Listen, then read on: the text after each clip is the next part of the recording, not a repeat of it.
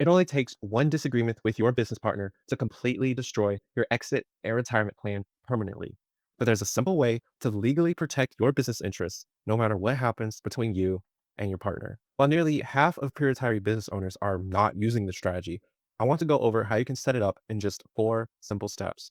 But first, let's talk about how most partnerships leave business owners completely exposed financially.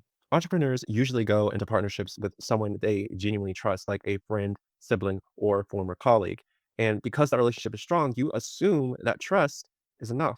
If something goes wrong, you'll just hug it out, talk it out, and figure it out together. But that's a dangerous way to build a business.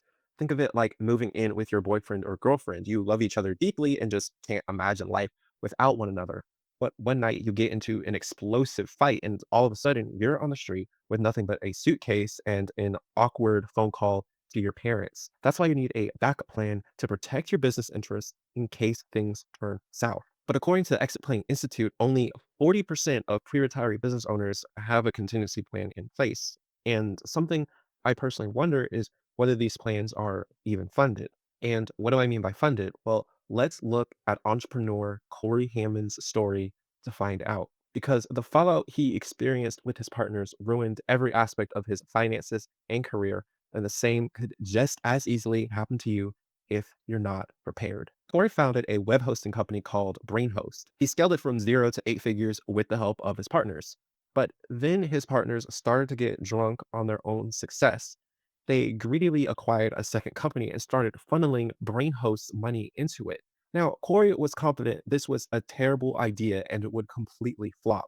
He was 100% right. This new venture was not profitable one bit. But instead of cutting their losses, the partners decided to cut Corey out of the picture. So they arranged to buy his stake through installments. But there was no dedicated, fully funded account to pay for the buyout. Since they had a failing business and no money, they stopped making the payments after just 3 installments. And Corey didn't have a legal contract to protect himself in this situation. After 3 years of litigation, 2 lawsuits, 2 settlements, and a massive legal bill, his partners threatened to file for bankruptcy if he dared to go after them again. So, to appease him, they decided to give Corey both companies back after they drove the revenue completely into the ground. This is the sort of tragedy I help my clients avoid because here's where most people go wrong. The business owners with the cleanest exits aren't the ones with the strongest partnerships. They're the ones who planned for the worst. And they do that by setting up a formal, funded agreement between their partners. Whether there's a falling out, a disability, or God forbid, a death within your company, your retirement won't depend on anyone but yourself. Because at the end of the day, you should own your own financial future, not your partnership.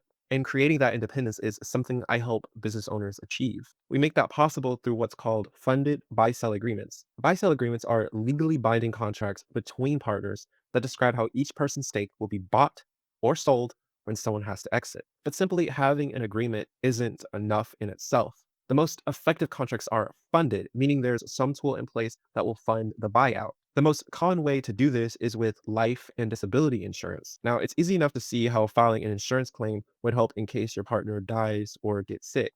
But what often goes underappreciated is that certain life insurance policies build what's called cash value, or basically equity, over time. And partners can use that cash value to purchase each other's stakes whenever the need arises. The point to take home here is that insurance makes money exist before you need it, so you're not scrambling for cash afterwards. To put a funded buy sell agreement in place, you can follow these 4 steps I take my clients through. First, we need to find out whether you qualify for insurance in the first place, because if your health history is complex, finding the right insurance carrier can take time, and it's good to know what your rates will be before committing to any legal fees. Second, get your business formally valued, and lots of people are qualified to do this.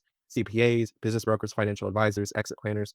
You might know someone already, or I can help connect you to the right person. Third, work with a business attorney to draft the agreement. And you really want to make sure the agreement includes the valuation method so the numbers come out consistently. Because if this ends up wrong or outdated, it will cause disputes down the line. And finally, you just want to lock in your policies. You already qualify at this point, so it's just about matching your coverage needs to what's in the buy sell agreement. But even with a funded arrangement in place, there's one common mistake you still need to avoid, and that's relying 100% on selling your business to fund your retirement. In this video here, I explain why you need a proper retirement portfolio that's separate from your business.